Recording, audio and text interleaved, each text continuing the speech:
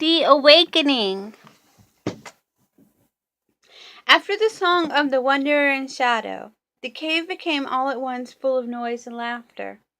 And since the assembled guests all spake simultaneously, and even the ass, encouraged thereby, no longer remained silent, a little aversion and scorn for his visitors came over Zarathustra, although he rejoiced at their gladness, for it seemed to him a sign of convalescence.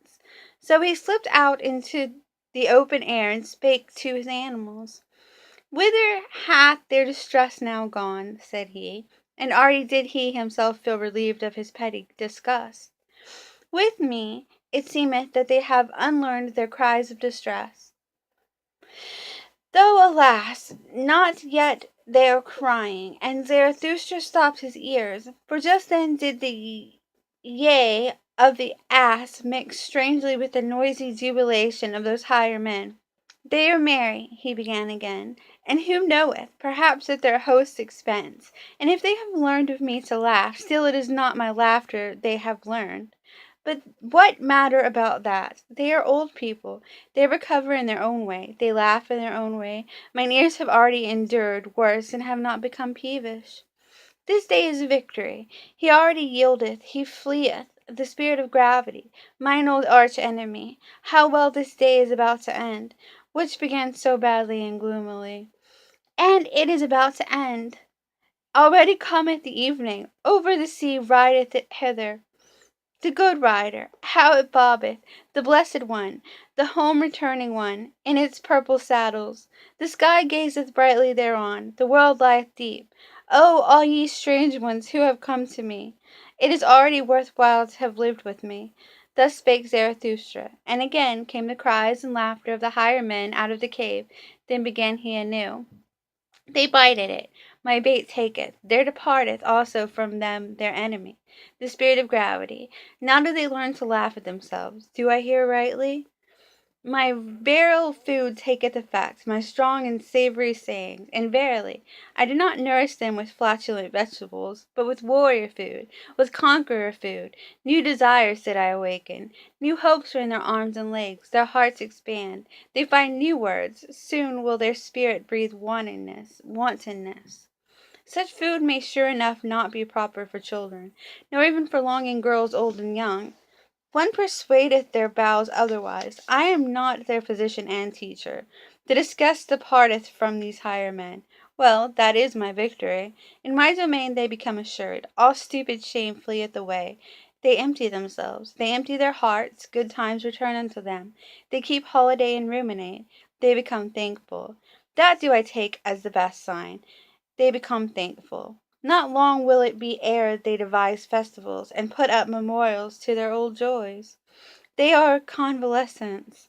Thus spake Zarathustra's joy, fully to his heart, and gazed outward.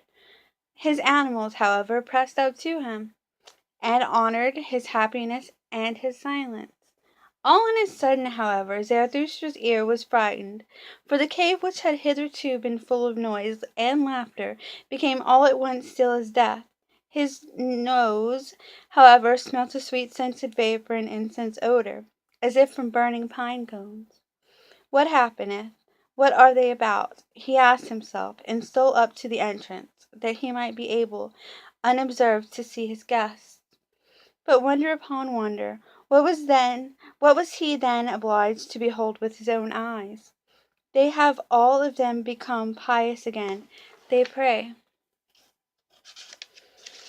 "They are mad," said he, and was astonished beyond measure. And forsooth, all these higher men, the two kings, the Pope out of service, the evil magician, the voluntary beggar, the wanderer and shadow, the old soothsayer, the spiritually conscientious one, and the ugliest man, they all lay on their knees like children and credulous old women, and worship the ass.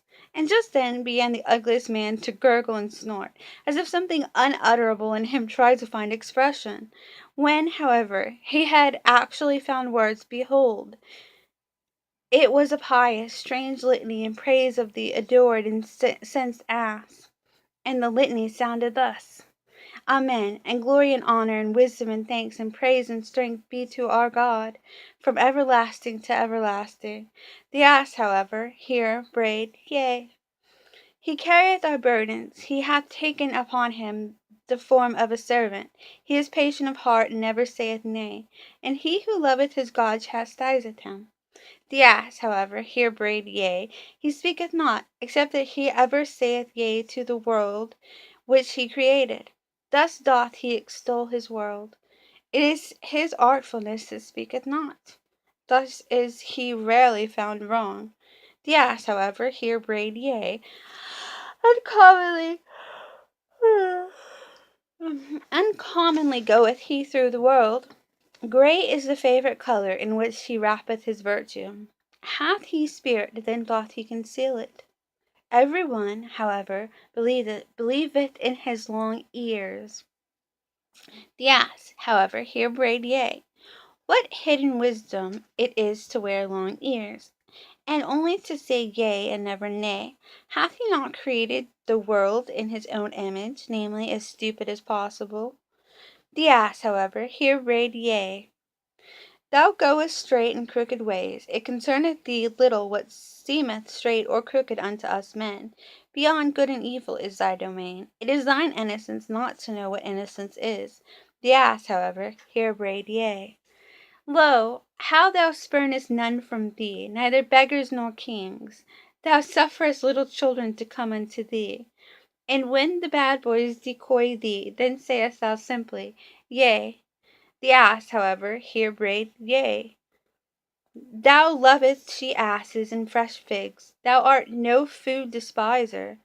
A thistle tickleth thy heart when thou chancest to be hungry. There is the wisdom of a God therein. The ass, however, here brayed yea. Thus spake Zarathustra.